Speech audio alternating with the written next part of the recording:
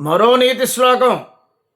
కోకిలానాం స్వరో రూపం స్త్రీనాం రూపం పతివ్రతం విద్యారూపం కురూపాణం క్షమారూపం తపస్వినాం అని.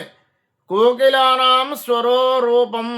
కోకిల యొక్క రూపం, కోకిల నల్లగానే ఉంటుంది, కానీ కోకిల స్వరం ఎంత బాగుంటుంది. కోకిల స్వరం అంటారు, దాన్ని పంచమస్వరము అంటారు.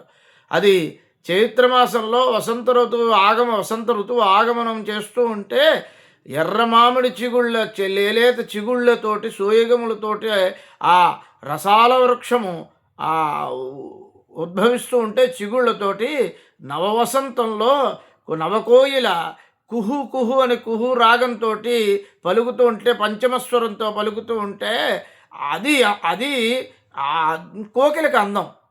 కోకిల ఎలా ఉన్నప్పటికీ ఏ రూపంలో ఉంటే మనకే దాని స్వరం గొప్పది. అంచేత కోకిలకు రూపం ఏమిటి?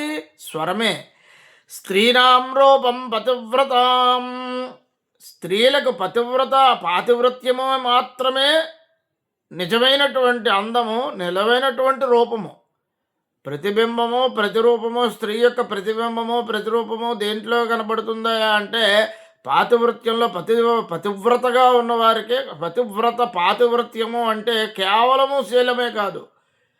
పతి అంటే భర్త అని. ఇక్కడ భర్త ఏదైతే చేస్తూ ఉంటాడో, భర్తలో చేసేటటువంటి ధర్మార్థ కామ మోక్షముల ప్రయత్నంలో చతుర్విధ పురుషార్థములలోనూ భర్తను అనుసరించడము, అనుగమించేటటువంటి స్త్రీగా ఇక్కడ మనకి చెప్పబడింది.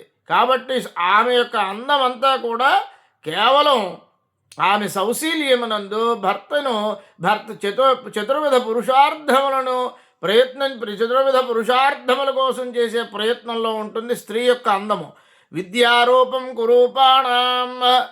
రూపం లేనటువంటి కురూపి యొక్క అందం దేంట్లో ఉంటుంది? విద్యలో ఉంటుంది. అతను ఎంతో పండితుడు అనుకోండి, అతని పాండిత్యము ముందు అతని రూపం తేలిపోతుంది. కాబట్టి విద్యారూపం కురూపాణం క్షమారూపం తపస్వినాం. తపస్సంపన్నులైనటువంటి ఋషీశ్వరులకి, మునీశ్వరులకి నిజమైనటువంటి రూపము, అందము, లక్షణము ఏమిటి? క్షమ అంటే ఓర్పు. తపస్సంపన్నులైనటువంటి వారు చీటికి మాటికి కోపించి తన కమండలంలోంచి నీళ్లు తీసి శపించారనుకోండి, అతని తపస్సంతా కూడా బూడిదలో పోసిన పన్నీరు అయిపోతుంది. అతని తపస్సంతా క్షీణమైపోతుంది. మళ్ళీ మరోసారి తపస్సు చేయాలి.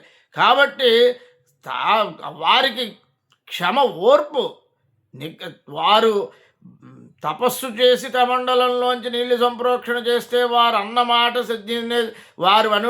వారన్నమాట నిజమైనప్పటికీ వారు అన్నమాటతోటి ఇతరులను క్షోభింపజేయడము, ఇతరులకు వరాలు ఇవ్వడము, ఇతరులను ఏమైనా చేయగలిగినటువంటి సామర్థ్యం ఉన్నప్పటికీ నిగ్రహించుకుని ఉండగలగడము, క్షమతోటి ఓర్పుతోటి ఊహించి ఉండడమే తపస్సంపన్నులకు నిజమైనటువంటి అలంకారము అని చెప్పి ఇందులో ఈ నీతి శ్లోకానికి తాత్పర్యము, ఈ శ్లోకం యొక్క తాత్పర్యము, విశ్లేషణ, శ్లోకం యొక్క భావము మీకు నచ్చినట్లయితే లైక్ చేయండి, షేర్ చేయండి, సబ్స్క్రైబ్ చేయడం మాత్రం మర్చిపోకండి. ధన్యవాదాలతో మీ పొదుల భర్త శివ.